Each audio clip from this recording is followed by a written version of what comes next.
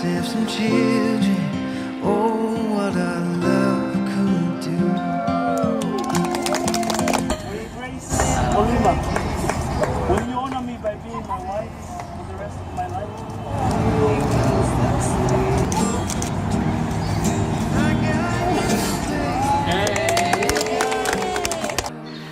Je veux juste te dire combien je t'aime. Et je ne peux pas vivre sans toi. J'espère passer le reste de ma vie avec toi. Hey, Mary Grace. Mary Grace. Olima. Je n'ai même pas de mots à dire. Je veux juste que tu saches que je t'aime beaucoup. Et j'ai hâte de passer le reste de ma vie avec toi. Le parcours a été long, mais nous y sommes enfin. Et je veux juste que tu saches que je t'aime et que je ne peux pas vivre sans toi. J'ai besoin de toi dans ma vie. Tu es incroyable. Je ne sais pas quoi dire. Mettez votre confiance en lui et cherchez-le. Connaissez-le à travers sa parole, à travers la Bible. Prenez le temps de lire sa parole, pas seulement le dimanche. Beaucoup de gens demandent pourquoi la Bible est différente de tous les autres livres. Tous les autres livres sont morts, mais la Bible est vivante. Ce couple a quitté leurs emplois bien rémunérés et leur vie confortables à Dubaï pour consacrer tout leur temps à prêcher l'Évangile dans les rues de Nairobi. Tant de gens me demandent, pourquoi tu as quitté ton pays? Tu avais un bon travail à Dubaï. Alors pourquoi tu as tout abandonné comme ça? Eh bien, vous pouvez travailler dur à Dubaï et gagner beaucoup d'argent, mais nous avons quitté nos emplois. Tous deux travaillaient à Dubaï, où ils occupaient des emplois bien rémunérés. L'un est né aux Philippines et l'autre au Kenya. Mais il est rare que des personnes de ces pays aussi différents se marient. Alors, comment ont-ils réussi à faire fonctionner leur relation? En fait, Eric n'a même pas remarqué que je développais des sentiments à son égard jusqu'à ce qu'une fois, nous étions dans notre cafétéria et un gars, je pense un Indien, a commencé à demander à Eric « Alors, où est ta petite amie ?» Et puis Eric a dit « Non, ce n'est pas ma petite amie parce qu'il nous trouve toujours en train de manger ensemble. » Je pense que j'ai été offensée d'une manière ou d'une autre. J'étais comme « Ce gars, il n'a même pas de sentiments. Il ne sait même pas que je suis déjà tombée amoureuse de lui. » Grace est partie en trombe et je suis restée là, me demandant « Ai-je dit quelque chose de mal? Qu'est-ce qui vient de se passer ?» Leur histoire est assez intéressante car ils sont devenus une famille et ont eu ensemble ces 3 adorables enfants. Mais qu'est-ce qui les a poussés à quitter leur vie confortable où ils gagnaient beaucoup d'argent à Dubaï pour choisir de venir au Kenya et consacrer tout leur temps à prêcher dans les rues? Comment quelqu'un développe-t-il de telles convictions? Lorsque j'étais au Kenya, j'ai eu le plaisir de rencontrer cette merveilleuse famille. Leur histoire contient de nombreuses leçons précieuses. Je m'appelle Eric Jérusalem Maina et je suis kényan. Je suis marié à une Philippine, venue d'Asie, des Philippines. Nous avons 3 enfants et sommes mariés depuis 7 ans, résidant à Nairobi, en Afrique.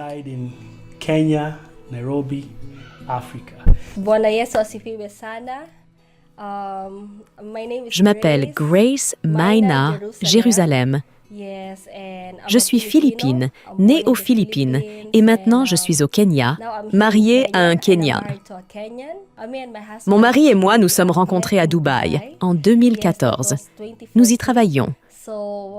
J'étais au service commercial et mon mari travaillait à la réception. Après quelques mois, il est arrivé en premier. Il est là depuis 7 ans et moi depuis 4 ans. Après 3 ans là-bas, je suis allée à Dubaï. Ce qui est intéressant, c'est que je suis partie des Philippines pour aller à Dubaï, pas seulement pour le travail. J'étais très seule et je cherchais la direction de Dieu pour ma carrière et même pour un futur conjoint. Dieu m'a conduit à Dubaï. Pendant que je travaillais là-bas, j'ai rencontré mon mari. La façon dont nous nous sommes rencontrés est intéressante. Je travaillais dans les ventes et un jour, il est venu chercher des affaires pour un invité. Nous avons commencé à discuter, il a vu mon badge avec mon nom, Grace, et m'a demandé si je connaissais la signification de mon nom. Je pensais que cela signifiait « bénédiction », car je ne connaissais pas encore l'Évangile. Il a commencé à me montrer la signification de la grâce et l'Évangile. C'est ainsi que nous nous sommes rencontrés.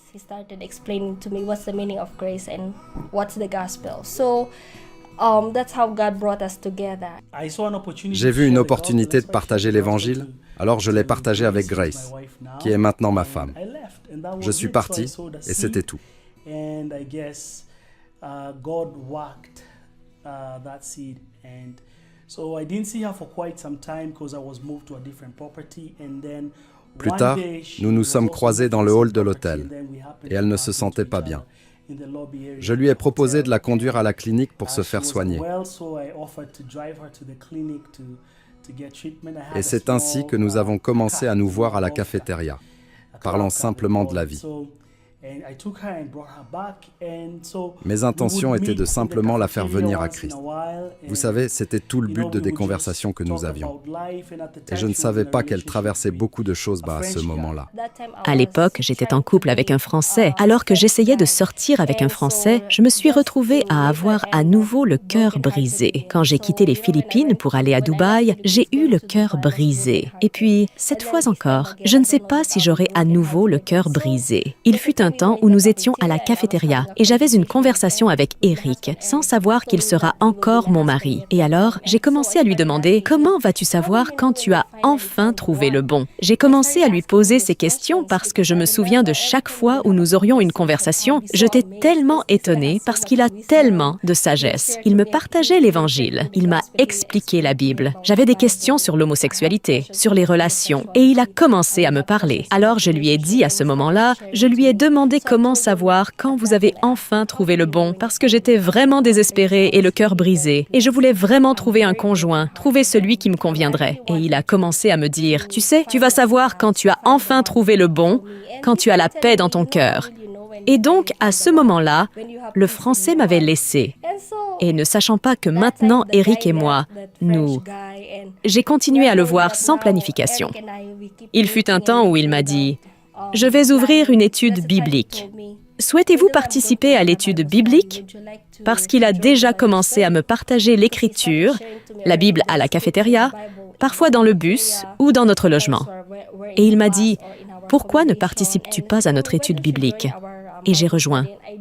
So my intentions were to just have her come to Christ. You know, that was my whole purpose of the conversations that we used to have. And little did I know that she was going through a lot at the time, and so. Et donc je suppose que Dieu m'a utilisé comme un instrument pour l'encourager et juste pour la sortir dans des relations toxiques. J'ai donc ouvert une étude biblique et j'ai invité Grace à venir, et elle l'a fait. Je pouvais voir qu'elle recherchait vraiment une relation avec Dieu.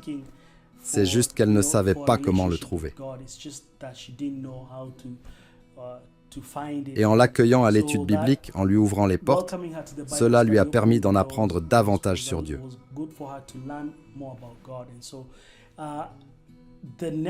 Et ainsi, l'année suivante, alors je suis allé lui dire, « Tu aimerais jeûner avec moi ?» Et elle a dit, « Non, je ne peux peut-être passer que 2 jours au max. » Et elle a fini par jeûner 21 jours. C'était puissant. Alors chaque jour, nous nous retrouvions et nous partagions la parole de Dieu ensemble dans le logement. Et finalement, le mois suivant, elle a donné sa vie au Christ, l'a conduite au Seigneur.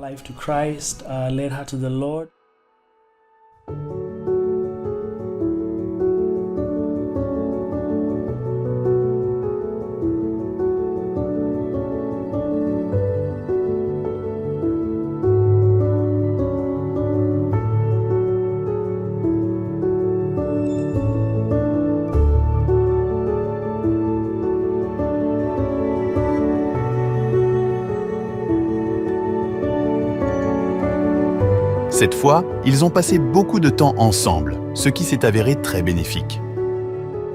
Cela a particulièrement aidé Grace à ressentir une connexion plus forte avec Dieu, ce qui a été un résultat vraiment merveilleux. En même temps, alors qu'ils appréciaient leur temps prolongé ensemble, cela a également fait surgir d'autres sentiments et émotions. J'étais vraiment perdue. Je ne connaissais pas le Seigneur. Je n'avais pas de relation avec Dieu. Alors il entre dans ma vie, j'ai tout changé. J'ai juste changé mon objectif. Et cela a apporté tellement d'espoir. Je veux dire, quand je suis allée à Dubaï, tout ce à quoi je pensais, c'était juste « je vais y aller pour le travail ». Je vais y aller pour retrouver mon conjoint et sans savoir que je trouverai le Christ. Vous savez, c'est la chose la plus importante. Et donc, je pense que je me souviens du mois suivant, j'ai donné ma vie au Seigneur. Eric m'a demandé, « Veux-tu donner ta vie à Dieu ?» Et j'ai donné ma vie à Dieu. Et puis plus tard, j'ai commencé à développer des sentiments envers cet homme. Et même si c'était le cas, c'était très bizarre parce que je ne suis jamais sortie avec un black de ma vie. Je ne suis jamais tombée amoureuse d'un homme noir. Eric n'a même pas remarqué que je développais des sentiments envers lui jusqu'au moment où nous étions à notre cafétéria. Et puis, un mec, un Indien, je pense, a demandé à Eric, « Alors, où est ta petite amie ?» Et puis, Eric a dit, « Non, ce n'est pas ma petite amie. » Parce qu'ils nous trouvent toujours en train de manger ensemble. Et donc, je pense que j'ai été offensée d'une manière ou d'une autre. Et j'étais comme, ce type, il n'a même pas de sentiments. Il ne sait même pas que je tombe déjà amoureuse de lui. J'ai dit, ce n'est pas ma petite amie, c'est juste mon amie. Alors, elle est partie en trombe. Grace est sortie en trombe et je suis resté là à me demander, ai-je dit quelque chose de mal? Qu'est-ce qui vient de se passer? Je ne savais pas qu'elle développait des sentiments pour moi, mais qu'elle se comportait un peu bizarrement. Je n'avais aucune intention en faisant d'elle ma petite amie ou quelque chose comme ça. Alors nous nous sommes assis. J'ai réalisé qu'elle avait développé des sentiments pour moi et nous nous sommes assis et j'ai compris parce que j'avais déjà eu une relation. Donc celle-ci était un peu unique car elle vient d'une culture différente et je viens d'une culture différente, d'une nation différente. Alors, qu'en penseraient les parents? Les parents m'accepteront-ils? Que se passera-t-il si je perds mon emploi? Viendra-t-elle toujours avec moi au Kenya? Nous sommes juste des étrangers. Ce n'est pas notre terre. Alors que va-t-il se passer? Alors si j'engage cette relation, que se passera-t-il? Donc je lui ai dit, prenons encore une semaine et cherchez la face de Dieu. Parce que j'ai fait le vœu de ne jamais avoir de relation à moins que Dieu ne me parle. Ce qui est drôle, c'est que 3 mois avant de rencontrer Grace, j'ai fait un rêve. Maintenant, je pensais que c'était un cliché. Les gens disaient, j'ai fait un rêve. C'est même un mème où, tu sais, un gars dans le groupe dit qu'il a fait un rêve à propos d'une dame et puis, alors j'ai fait ce rêve. Dans ce rêve, j'ai rencontré une Philippine, je n'ai pas vu son visage et nous avons commencé à sortir ensemble et je l'ai amenée au Kenya. Nous avons fait un mariage. C'était très réel. Il me l'a dit avant de commencer à sortir ensemble ou être en couple. Pourquoi ne prions-nous pas et ne jeûnons-nous pas à nouveau? J'étais donc tellement étonnée. Vous savez, à Dubaï, la plupart des gens profitent les uns des autres, tous femmes ou hommes. Et le compromis existe parce que les gens sont seuls. Mais Eric n'en profite jamais. Et ce n'est donc pas vraiment incroyable. J'étais tellement étonnée que je n'avais jamais rencontré un homme comme celui-ci. C'était un homme si doux. Et il m'a dit, « Voyons Dieu d'abord, parce qu'il dit qu'il s'est promis qu'il ne se retrouvera plus jamais avec une femme à moins que Dieu ne parle. » Nous avons demandé donc à Dieu 7 jours. Nous prions et demandions à Dieu si c'est la volonté de Dieu. Et les choses ont commencé à se mettre en place. Et avant ça, j'ai rappelé à Eric, j'ai fait un rêve quand j'étais aux Philippines 1 mois avant de prendre l'avion pour Dubaï et j'ai rêvé de cet homme noir. Dans le rêve, je cherchais une direction et ce type a commencé à me donner cette direction. J'ai vu un gars chauve, son crâne était noir. Je n'ai pas vu son visage. Un coureur, un gars noir, et il porte cette tenue pour faire de l'exercice. Et Eric aimait généralement faire de l'exercice. Je l'ai également trouvé lorsque nous étions à Dubaï. Alors plus tard, nous avons découvert que c'est Dieu qui confirme à quoi nous sommes censés ressembler. Les choses se mettent simplement à leur place. Nous avons commencé à sortir ensemble. Eric a commencé à me poser des questions. Si tu te mets avec moi, et d'un coup je veux quitter le travail, quitter Dubaï, viendras-tu avec moi au Kenya? Es-tu prête à rester avec moi? Je lui ai dit, oui, bien sûr.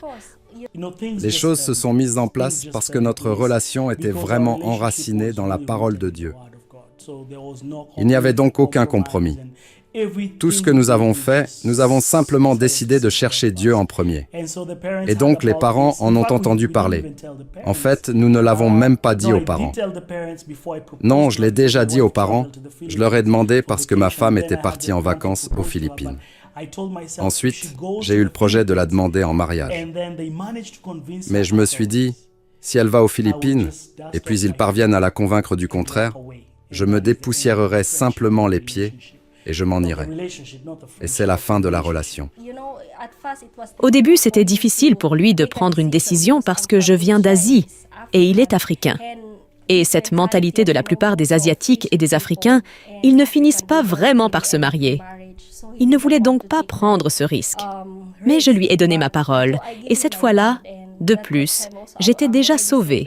Et je savais très bien que j'ai trouvé le bon. Elle m'appelait tous les jours. Elle ne se souciait pas de ce que disaient ou avaient à dire les parents. Ainsi, elle s'est pleinement engagée chaque jour. Elle était donc ravie de revenir.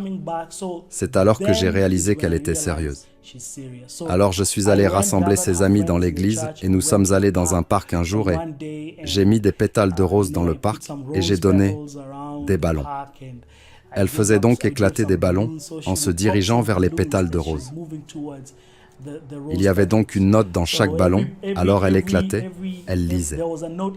Elle n'avait donc pas encore compris ce qui se passait avec le premier pop. Alors il lui avait menti en lui disant que c'était un jeu. Elle est arrivée sur place et je suis sorti en jouant de la guitare. Elle était très romantique. Je suis venue des Philippines pour les vacances. Il a fait une surprise sans savoir qu'il demandait déjà à mon père de m'épouser et nous avons eu nos fiançailles. Il m'a fait une surprise avec des ballons, avec mes amis à l'église. C'était vraiment...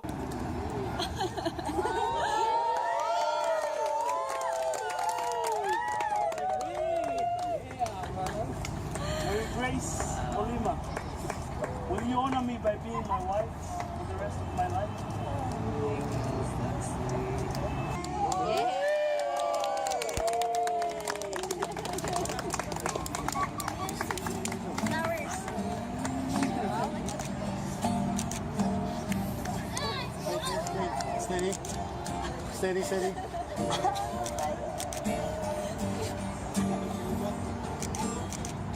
You remember how we kissed in the kitchen as the coffee pours. By the end my face was sore from your struggle, but I still wanted more.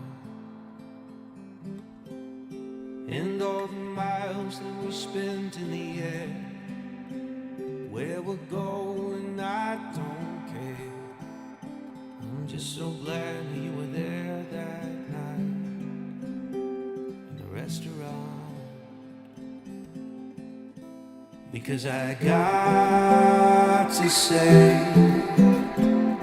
Leur amour était si profond qu'ils ont finalement décidé de franchir une grande étape en organisant une célébration qui a réuni leur famille et leurs amis. Ils ont eu un magnifique mariage et tout était une bénédiction. Make me feel loved and treasured. My water in the desert. My fox, my missing puzzle piece. You make me feel loved, protected. Boy, we could talk forever on the couch, sipping bourbon, please. And in the morning we will start up the French press. I'll be thinking to myself, how did I get so lucky? Your heart is sweet like honey. Cependant, au fil du temps, certains des plans qu'ils avaient faits ont fini par changer pour des raisons auxquelles ils ne s'attendaient pas. Après 2010 depth, nous avons célébré notre mariage ici au Kenya, le 14 janvier 2010 depth. C'était un très grand mariage. Nous louons Dieu pour cela. Beaucoup de gens sont venus et Dieu a fait beaucoup de choses pour nous. Et j'ai finalement rencontré ma famille au Kenya. Même avant cela, 1 an avant cela, j'ai aussi visité le Kenya. Alors j'ai rencontré ma belle-mère, ma belle-sœur, mon beau-frère, nos cousins, nos amis. C'était vraiment un moment incroyable. J'ai adoré la culture kenyane. Après notre mariage en 2010 depth, notre plan était de retourner à Dubaï pendant 3 ans et travailler puis économiser puis revenir au Kenya.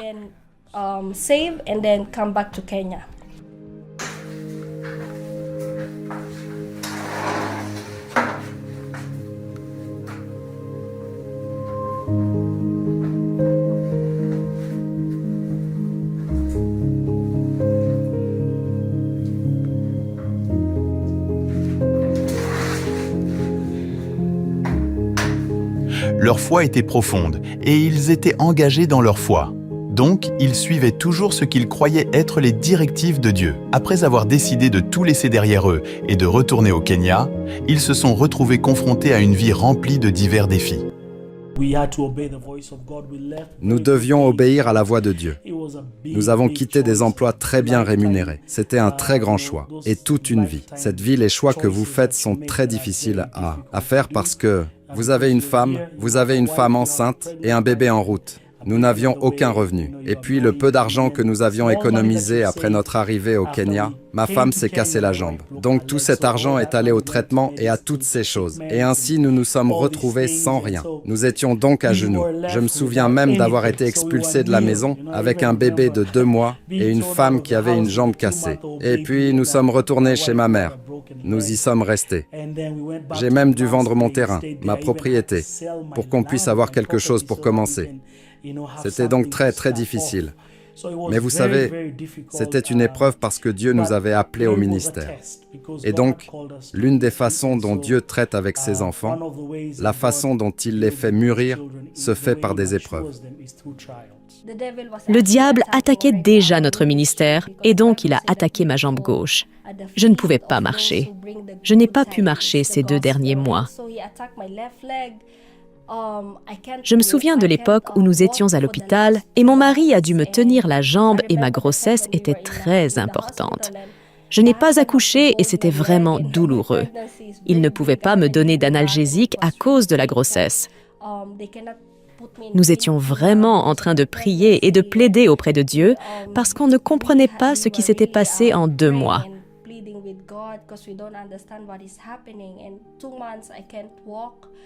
Je ne pouvais pas marcher. Nous devions attendre que j'accouche car l'opération coûtait très cher. Il y en avait près de 350 000.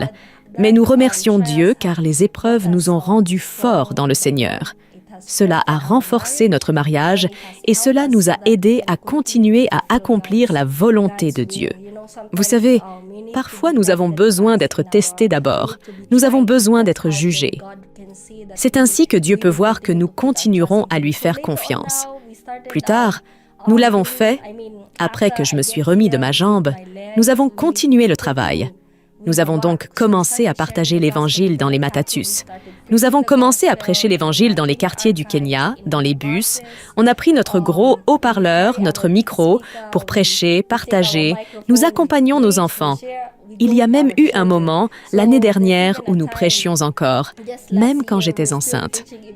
Et vous savez, les gens nous voyaient avec nos enfants et se demandaient « Où vont-ils? Ils vont faire la navette. » Nous allions juste là-bas. Nous remercions donc Dieu parce que c'est le but pour lequel Dieu nous a amenés ici. Ce n'est pas une vocation facile.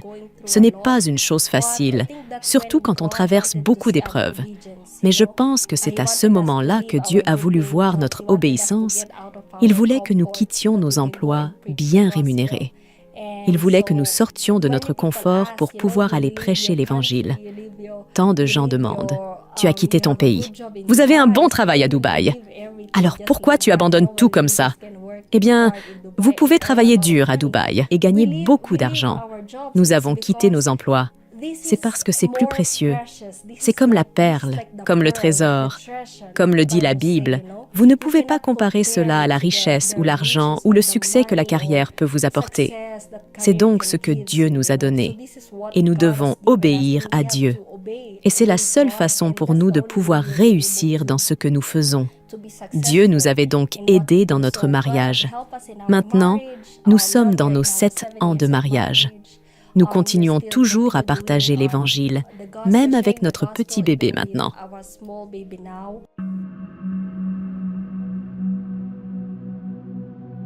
Come thou fount of every blessing, tune my heart to sing thy grace, streams of mercy. Après avoir passé 7 ans ensemble, ils sont devenus une famille aimante et craignant Dieu.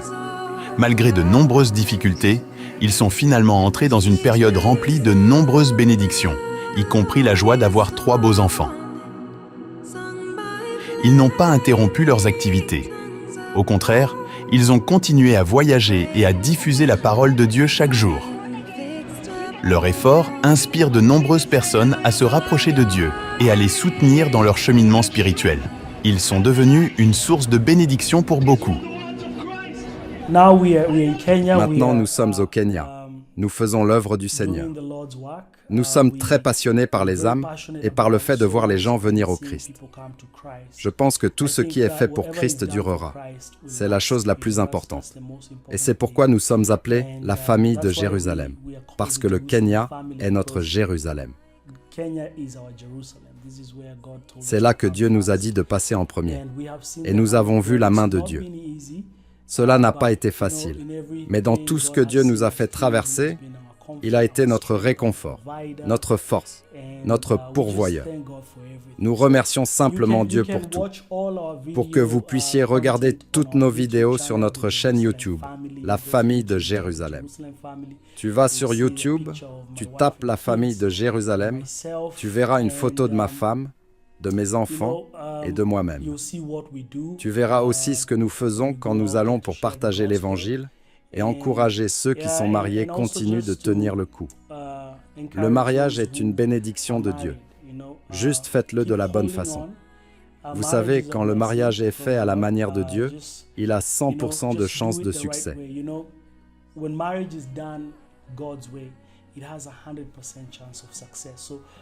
Alors faites-le à la manière de Dieu. Oui, cela a ses défis. Tout dans la vie a ses défis, tu sais. Mais il faut être assez humble.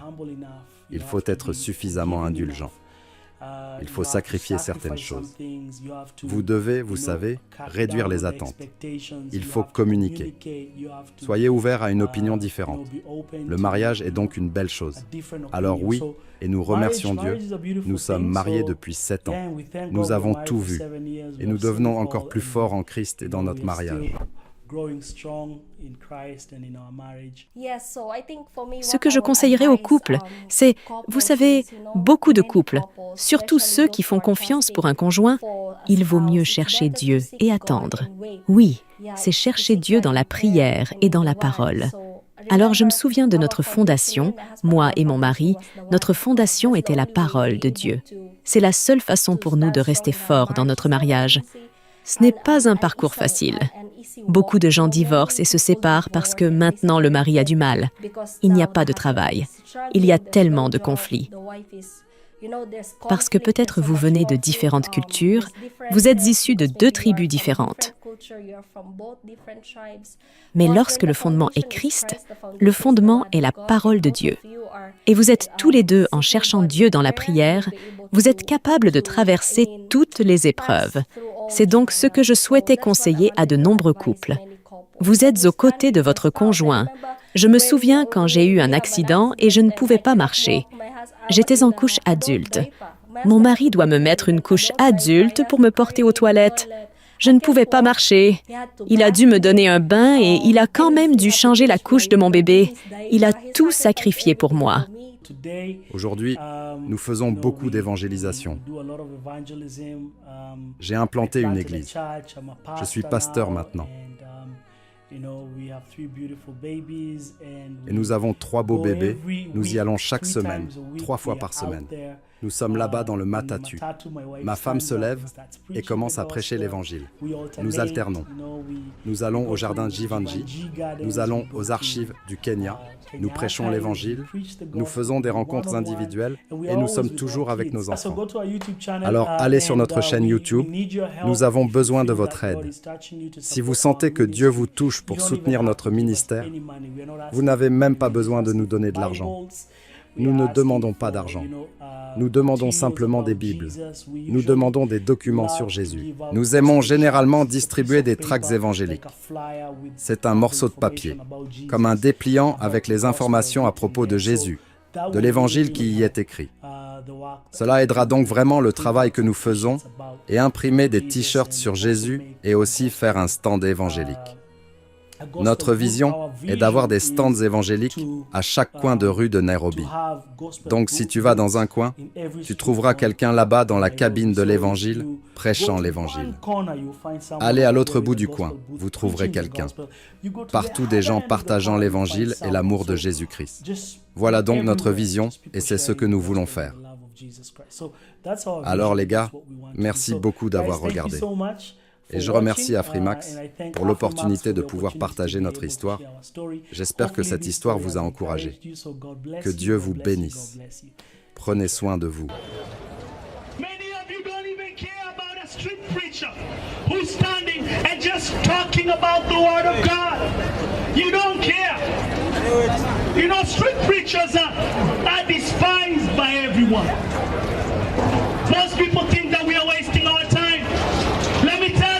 Jesus was a street preacher. Amen.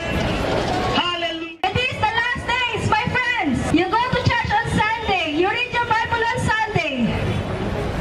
Do you think God is pleased with that? God gives you life. He gives you breath every day.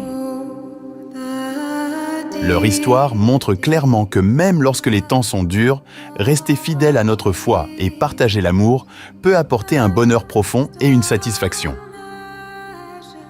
Parfois, les plans que nous faisons ne sont pas ce qui nous mène au bonheur que nous méritons. Que cette histoire vous inspire à poursuivre et à partager le bien dans votre vie et dans la vie des autres autour de vous. Merci d'avoir regardé, c'est Afrimax Français. N'oubliez pas de vous abonner.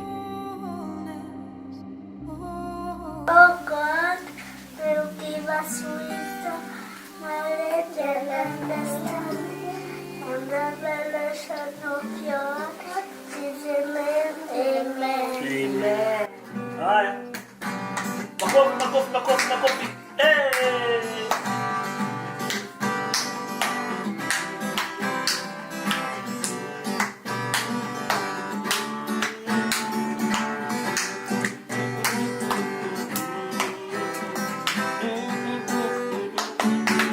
Iba hakuna Mungu kama wewe. Hey! Hakuna Mungu kama wewe. Hakuna Mungu kama wewe. Hakuna na hata wewe. Nimetembea kote kote, nimetafuta kote kote, nimezunguka kote kote. Hakuna na hata wewe. If there's no one